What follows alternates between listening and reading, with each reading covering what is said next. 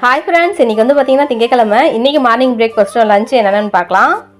அதுக்கு முன்னாடி இன்றைக்கி திருமண நாள் மற்றும் பிறந்தநாள் கொண்டாடும் அனைவருக்கும் என்னுடைய மனமார்ந்த வாழ்த்துக்கள்.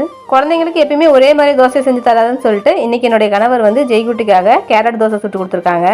அது கூட தொட்டுக்க வந்து பார்த்திங்கன்னா அவரை பருப்பில் பீன்ஸு, கேரட்டு, அதுக்கப்புறம் முள்ளங்கி போட்டு சாம்பார் வச்சுருக்கேன். லஞ்சுக்கு வந்து பார்த்திங்கன்னா வழக்கம் போல் சாதம் தான். இன்றைக்கி பொரியல் வந்து பார்த்திங்கன்னா அவரைக்காய் பொரியல் தாங்க.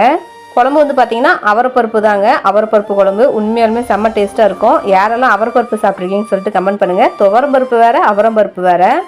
நேற்று வந்து சண்டே அப்படிங்கிறதுனால நான்வெஜ் எடுத்துக்கிட்டோம். சரி, இன்றைக்கி வந்து கொஞ்சம் ரசம் வைக்கலான்னு சொல்லிட்டு கூட வந்து ரசமும் வச்சாச்சு.